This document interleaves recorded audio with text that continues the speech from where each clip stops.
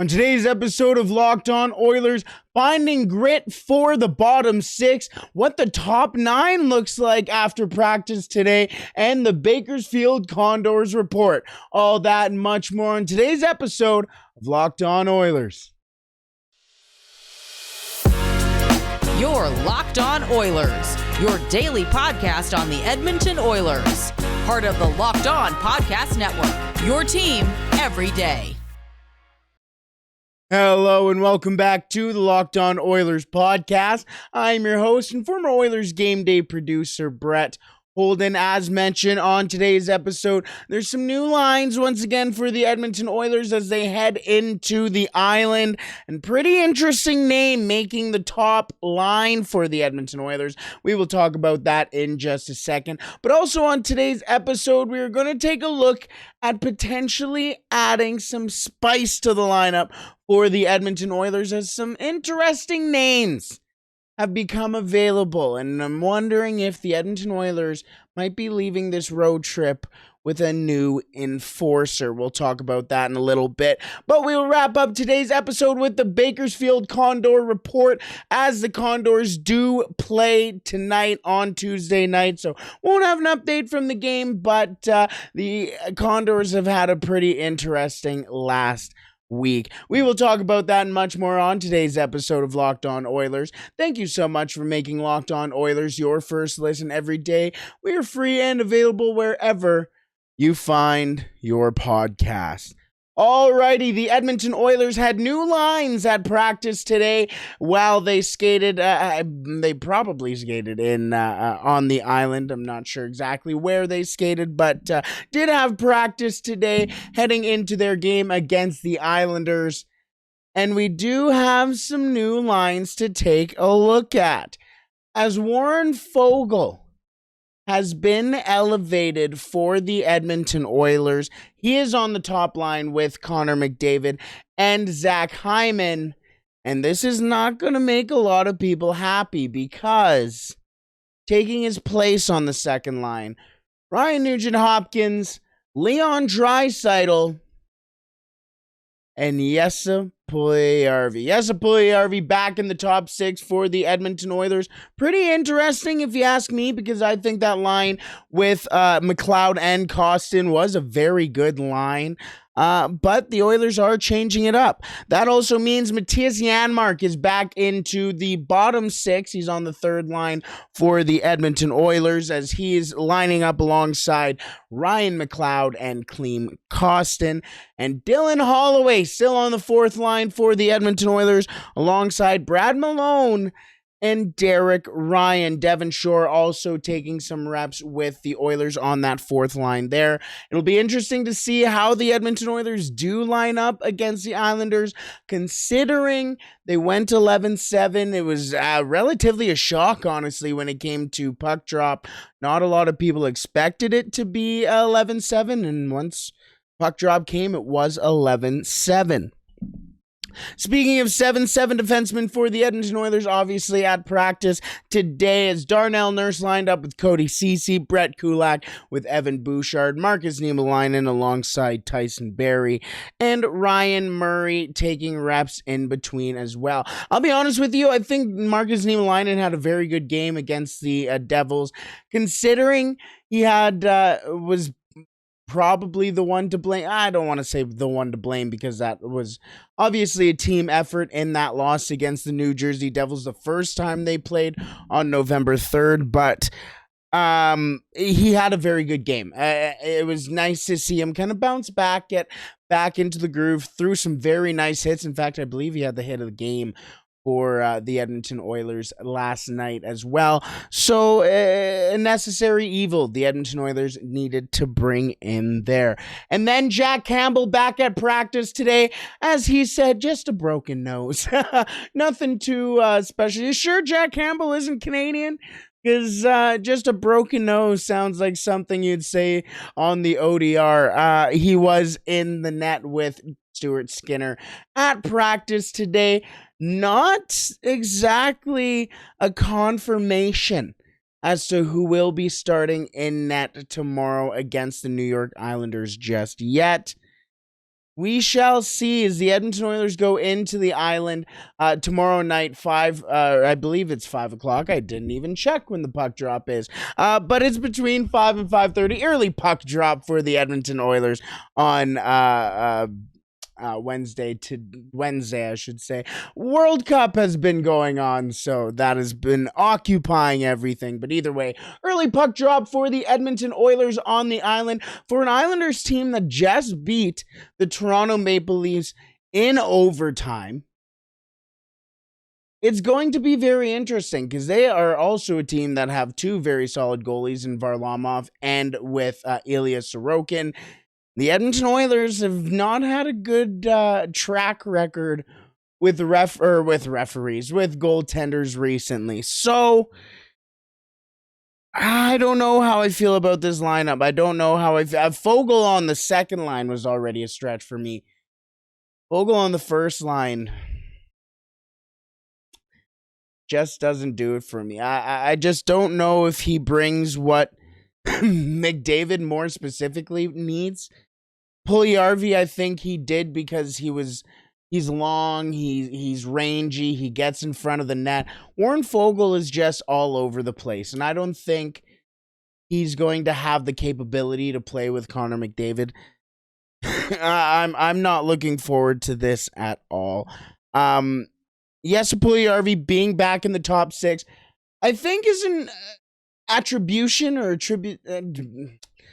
Really, I think he does not deserves to be in the top six, but I think he's been playing well. I think yesterday against the Devils was probably his best game of the season. Got an assist in the game. A lot of people thought he got a goal as well. So, you know what, Puljujarvi, I don't want to say he's coming along, but had a good stretch so far. I think that also comes to the fact that he was playing with Ryan McLeod and Klim Kostin. So a couple guys who not necessarily have similar games, but similar play sets that allow and complement Puljujarvi's game. But I like the Janmark McLeod Kostin line as well. So other than Foegele being on the first line, I like it. But again, Foegele is on that first line, and I sit there and go, the other thing will be whether or not Dylan Holloway plays more than 6 minutes in that game. It's just a matter of time before Benson, or probably Benson, comes up and takes Holloway's spot. Kyler Yamamoto, once he's healthy, I think he's going to take that spot. However, a couple of interesting names have reached the market, one on waivers and one that hasn't been playing too much with his team, in fact, in New York. So I'm wondering if the Edmonton Oilers are going to be able to add another forward to their core by the end of this trip. Well, we will talk about that in just a second. But first, today's episode is brought to you by BetOnline. BetOnline.net is your number one source for sports betting info, stats, news, and analysis.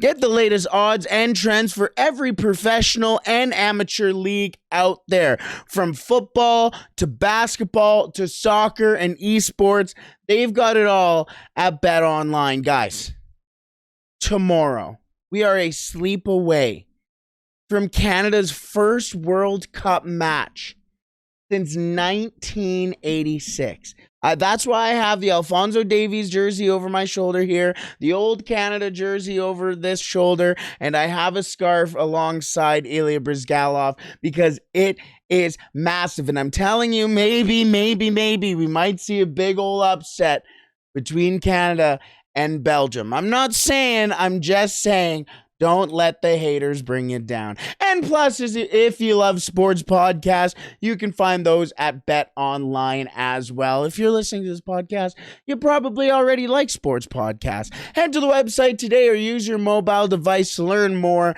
BetOnline, where the game starts. I reach over for my notes for the next period of today's episode. Thank you so much for making Locked On Oilers your first listen today. For your second listen, make sure you tune into Locked On Sports Today.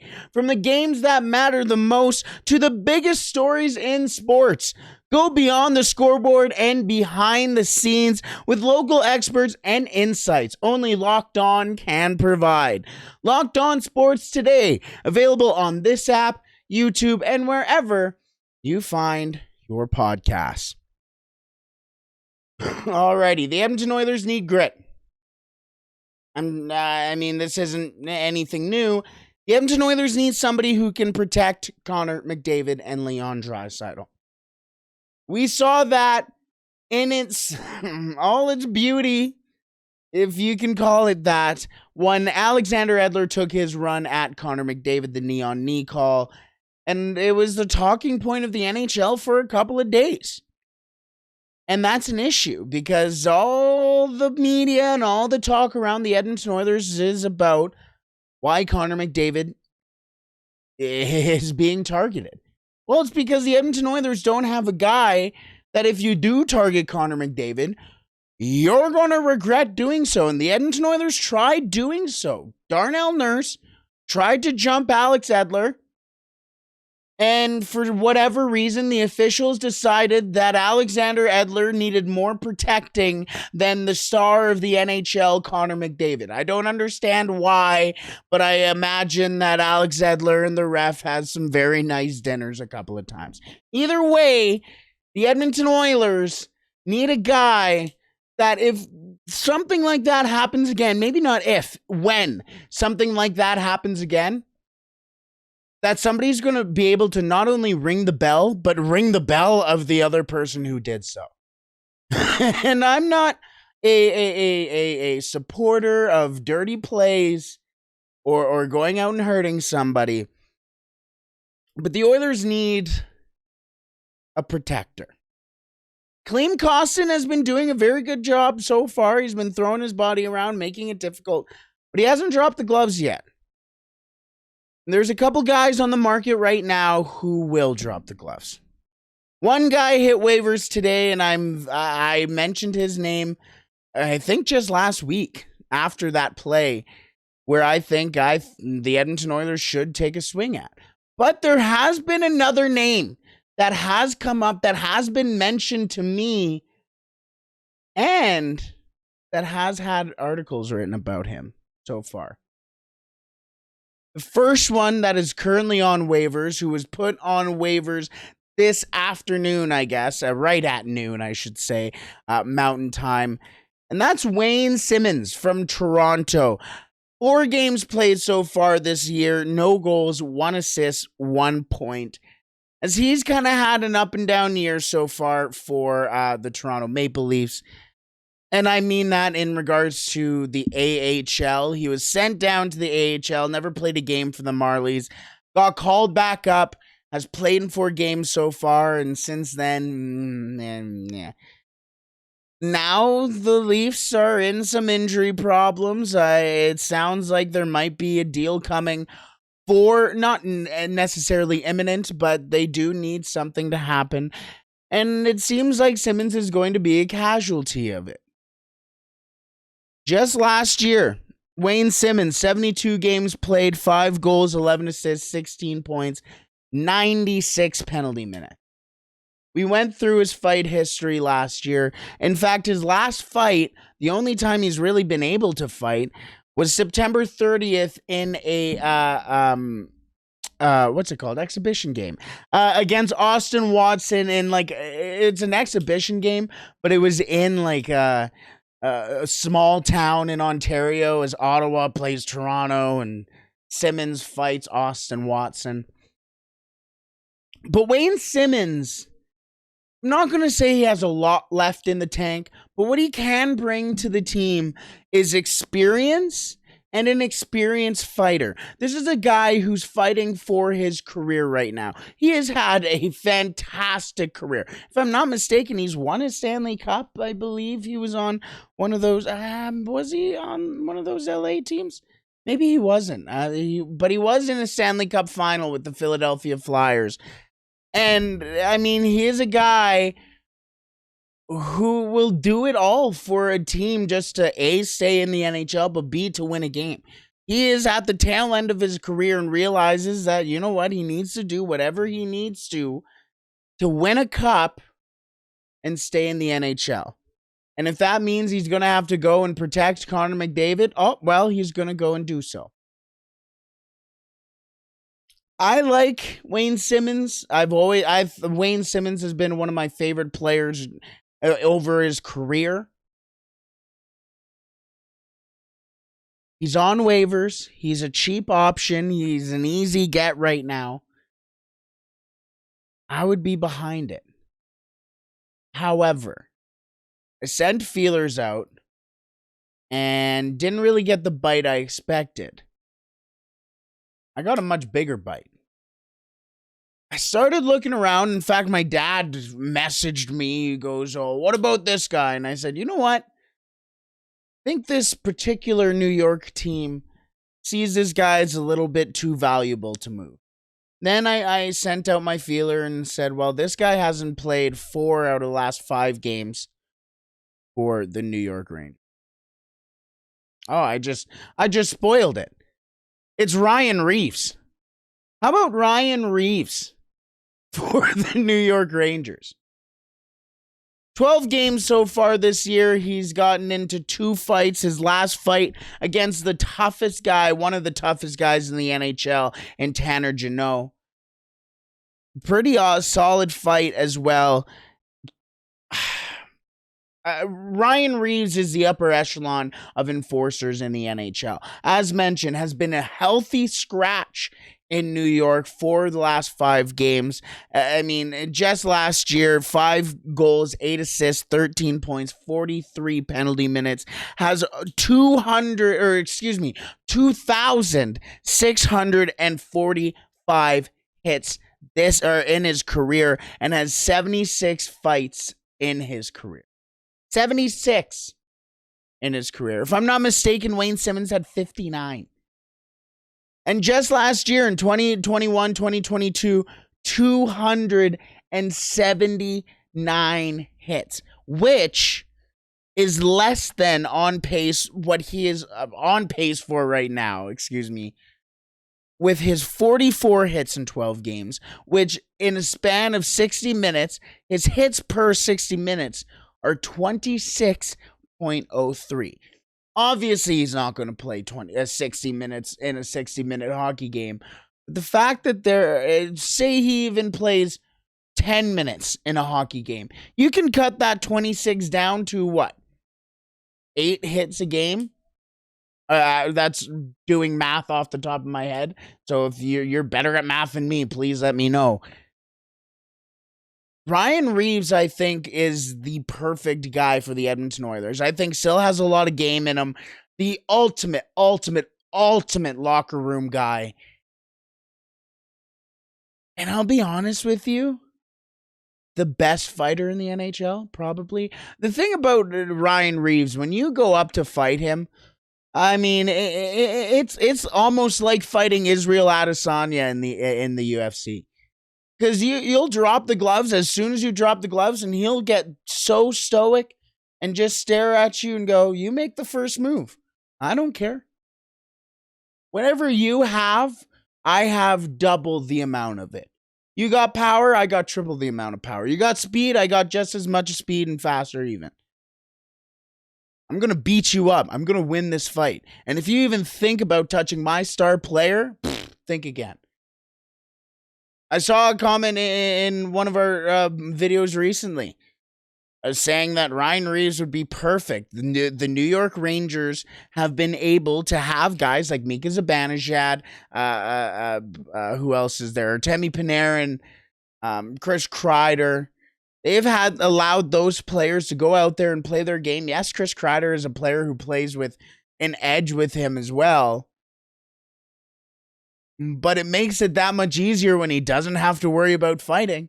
And once Evander Kane comes back, yes, Evander Kane and Ryan Reaves have had their issues in the past. They have fought before a lot, and it's been nasty, and some say personal. But Ryan Reaves, well, first of all, Evander Kane, once he comes back, is not going to want to fight again in his career. There's no way he's going to be able to grab onto a jersey the same way he's been able to in his career. There's no way he's going to be willing to risk tearing something in his hand after fighting and putting his career in jeopardy.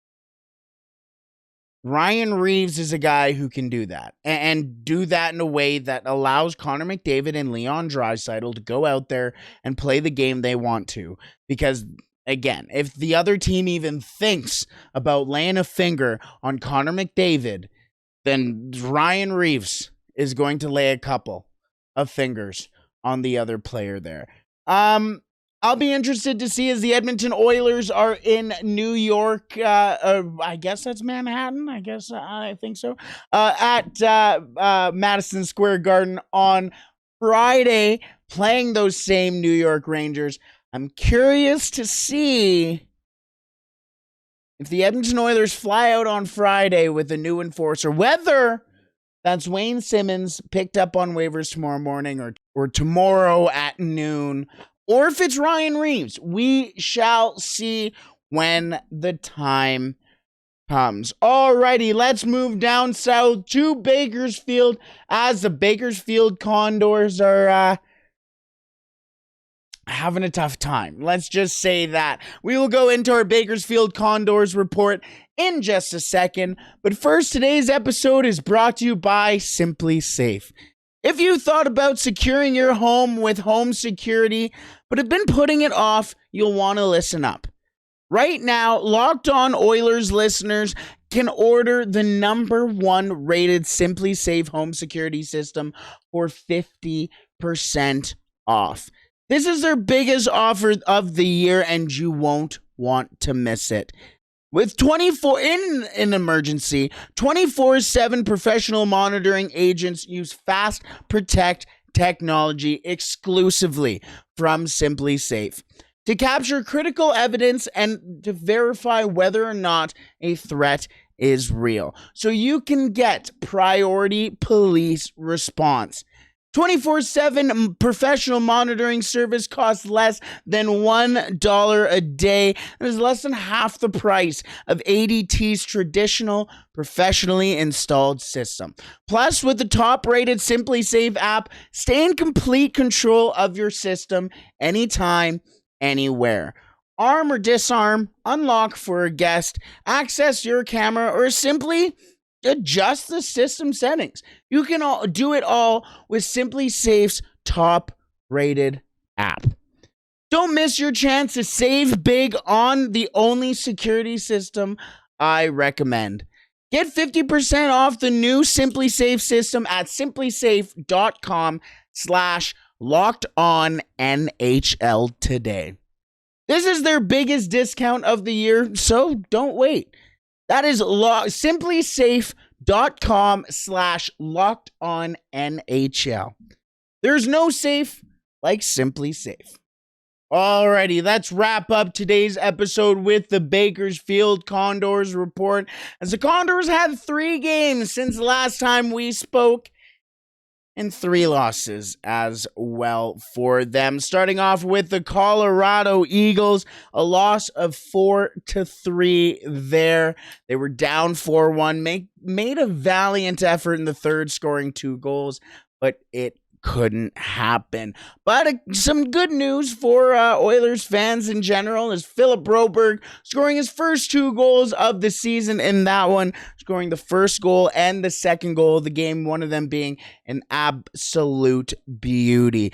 James Hamblin getting an assist on the first goal alongside Seth Griffith, who got his 10th assist on the season on that one. Plus Greg McKegg and Carter Savoy chipping in with his his first assist of the season on that one as well, on Broberg's second goal of the year. And Greg McKay getting his second point of the night with the third goal of the game for the Condors. Brad Malone getting an assist before getting the call up to the Edmonton Oilers in that one. And Seth Griffith getting his second point of the game there, his 11th assist on the season. Seth Griffith is having a great year in Bakersfield. Then the rivals, well, the man-made rivals, I guess, of the Calgary Wranglers came into town for Bakersfield, and it was ugly. A 5-1 loss in the first game, and then a 5-2 loss in the second game. Not great showings for the Bakersfield Condors there. Seth Griffith getting the only goal in the first game, his second of the season, with Xavier Bourgault's fourth assist of the year, getting the primary assist, and Philip Broberg on a 2-game heater, getting his first assist, of the season in that one.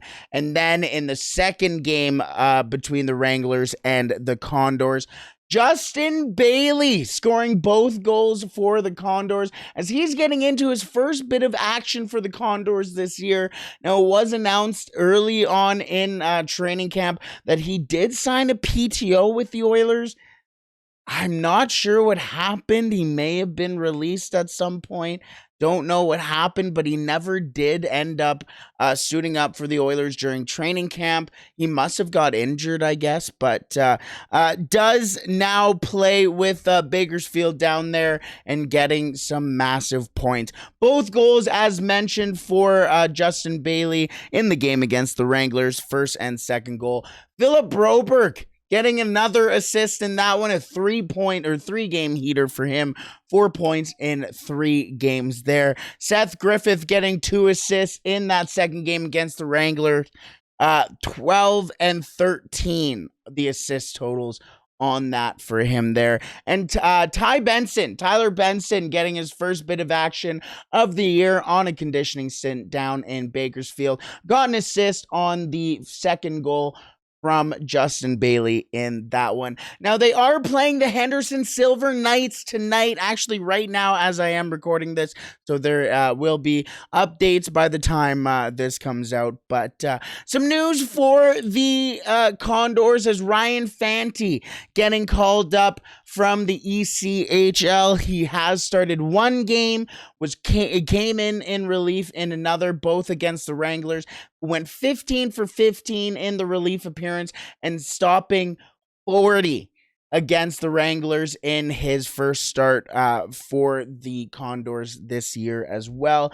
Sporting a solid .945 save percentage in those 2 games and a 2.33 goals against.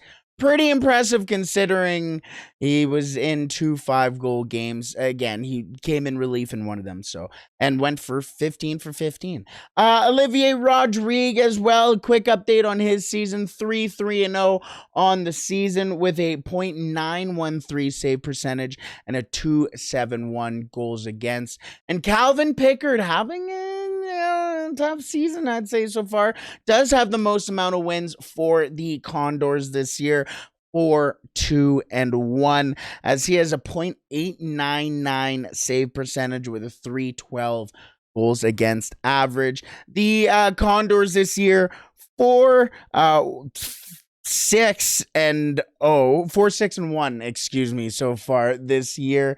Need a little bit of, I don't know, pick me up, but early in the year as well, obviously. Take a look at the point totals as Seth Griffith leads the way for the Condors as he has 13 assists on the year, 15 points, 2 goals, as he leads the Condors with those 15 points. James Hamblin, second on the team with 9 points on the year, and a tie for third between Michael Kesselring, who has 6 goals on the year, and Xavier Bourgault. 3 goals, 4 assists, 7 points for Bourgault, 6 goals, 1 assist, 7 points for Kesselring.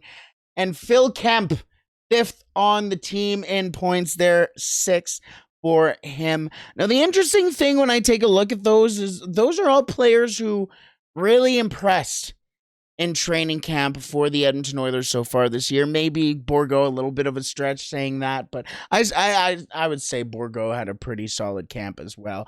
But Seth Griffith was in there late as well. James Hamblin, a lot of people thought, including myself, he might make a stretch for that final or 13th, 14th forward for the Edmonton Oilers.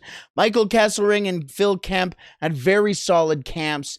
Could see them making their NHL debut probably next year, if not late this year, if there's a ton of injuries on the back end for the Oilers. But it's very interesting to see, because those are the guys that I think will be the future, not the future for the Oilers, but future important pieces, probably the best way to put it, for the Edmonton Oilers.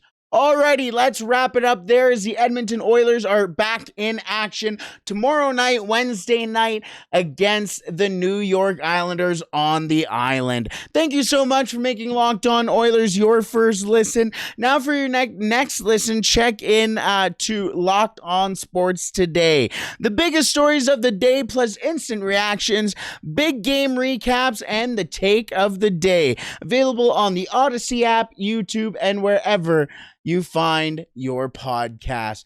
Have a wonderful day, everybody. We shall talk to you after the New York Islanders game. Not sure who gets the start yet. Be interesting to see, as Jack Campbell did reveal he has a broken nose. If he doesn't play, then it'll be interesting to see if he's on the bench. I assume he will be, but maybe he's sporting a face mask. I don't know. Either way, have a wonderful day, everybody. Talk to you then. Stay safe and play La Bamba, baby.